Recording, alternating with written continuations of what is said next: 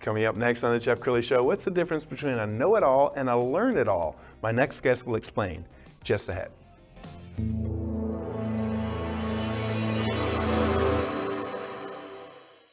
Many are predicting that the worst is yet to come, which is unfortunate, said one person here.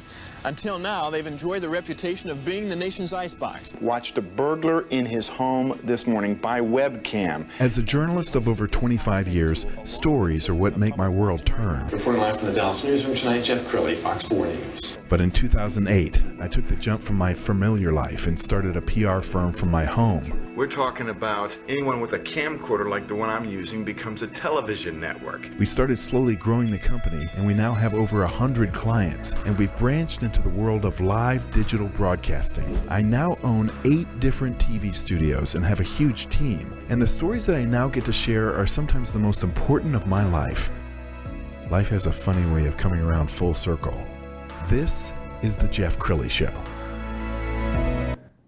I'm a big fan of the TV show Cheers, and one of my favorite characters is Cliff Clavin because he's famously a know-it-all. And nobody really likes a know-it-all, let's be honest. But what you want to do is be a learn-it-all. Damon Lembi is with me. He's a best-selling author, speaker, and CEO. Thanks for coming on the show. Jeff, thanks for having me here today. Absolutely. Okay, well, explain what a learn-it-all is. So we talked about a little bit a second ago what a know-it-all is. Somebody who comes to the game thinking they know everything, they have all the answers, their way is the right way. And a learn-it-all is somebody with a beginner's mind, is open, curious, and not afraid to say that they're not the smartest person in the room. But they surround themselves with great people, and they listen, and they're able to learn and continue to evolve. And you have a best-selling book. Let's put the cover on the screen so we can talk about it. The Learn-It-All Leader. What is a Learn-It-All Leader?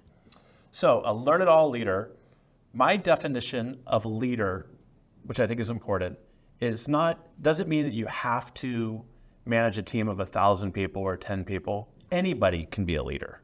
So whether you're a parent, whether you're an individual contributor or a student, it's somebody who takes accountability and can lead from the front, and others can, emulate or follow. So that's why that's my definition of a leader. And a learn-it-all leader is somebody who understands, and I talk about this in my book, leaders aren't born, they're not made, they're in the making. So they're continuously learning to evolve. Now, you didn't set out to become a CEO and author. You were going to be a baseball player, and you had a baseball career. And tell us about that. So growing up, I was fortunate. I grew up in the San Francisco Bay Area, and we're all big sports fans. And around my sophomore year in high school, I realized that if I was going to play college sports, it would be in baseball. And I was fortunate enough to get drafted by the Atlanta Braves in the 13th round quite a while ago. And my dreams were to become a Major League Baseball player. At that time, I actually decided to go to college. I had a full ride to Pepperdine, which I got hurt, ended up playing in the College World Series at Arizona State, and I was really getting ready for my opportunity to move on to the minor leagues, the next step. And unfortunately, that didn't happen, and I didn't get drafted. And here I was at 22 years old and kind of hit the crossroads. Was in a position where it's like, okay, well, what do I do now? I'm not sure if my skills are transferable into the business world. And I was fortunate to come from a family that had a bunch of different businesses, a large real estate company. And my dad at the time, Walt Lembi, was starting a corporate training company called Learn It. And I just asked to start as a receptionist there. And I worked my way up since. And we found this picture of you as a receptionist, and I'm so glad that you have this. That's such a cool shot. I mean, when you look at that kid, how old was that kid? Look at that mullet. I would say I was 22. 22. Now, when you were working for your dad, did you see yourself taking over one day? So, and I wanted to give my mom credit too, because if you looked at that picture, we had a really cool design and layout there. And my dad never worked at Learn It. The idea of Learn It came up when he went and took a training class, and it was really long and boring. And he said, there's got to be a better way to do it. Like a lot of great entrepreneurs do. They've learned how to solve their own problem. And that's where he came up with the idea for Learn It. And when I came in as a receptionist, no, I didn't know. I didn't even know if I was qualified to work there. But I worked hard, and I worked my way up, and I did sales, and I taught classes, and fast forward about 7 years when the CEO there wasn't working out and their little board was looking for a replacement, I threw my hat in the ring and I said, give me a chance. I've done this, this, and this. And that's what I moved into. But I'd have to say I never thought that I would spend basically my whole career, 28 years in the learning and development world, but I have. Sure. And you told me just before the show that you lost your dad about a decade ago, and I can't even imagine what that's like. My dad is my hero as well. So what kind of life lessons did you learn from your dad? So what I learned from my dad was, first of all, yes, he died in 2010 of cancer. What I learned from my dad and my mom too is we're very inclusive. You know, I was really lucky to grow up in the family I did, but he treated everybody the same.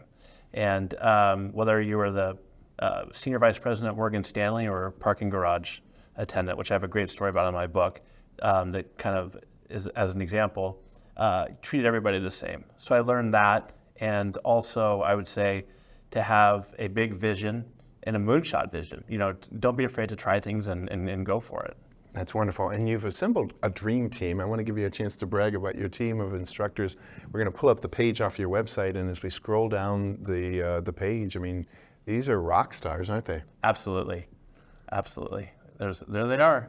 I'm glad we get to show them. So in order to be able, in my opinion, in order to be able to create a strong culture and a great team is you want to surround yourself with great people. And I've always learned that from the statement that A players surround themselves with A players. You know, sometimes B players are afraid or intimidated, but I've always wanted to bring in great talent, give them the opportunity to succeed, and you know, kind of give them the space that they can do to be successful. So I'm probably the most proud over the years of the talent I've been able to assemble that we have working there now, but also our alumni that's come through. We start with a lot of people early on in their career and help develop them. Some stay forever, and some move on and are CEOs and senior executives and coaches elsewhere these days. Tell me more about your leadership style. And when you write a book about leadership, you're really kind of holding yourself accountable because everybody can say, "Hey, boss man," on page 52. Right. So what's your leadership style? So I would say, getting back to a little bit about my book, The Learn It All Leader. One of the things that I wanted to do when I wrote it was share what I learned from playing for 3 Hall of Fame baseball coaches at Pepperdine, College of San Mateo, and Arizona State. And I took what I learned from them and kind of emulated it from there. And really, I would say my leadership style is, like I mentioned, I want to surround myself with great talent, great diverse talent with different perspectives. And, I think it's important as a leader that when your team comes up with ideas and they're implemented and they go well, you celebrate the wins and you give your team the wins. And if things don't go well, I think it's important for a leader to be accountable.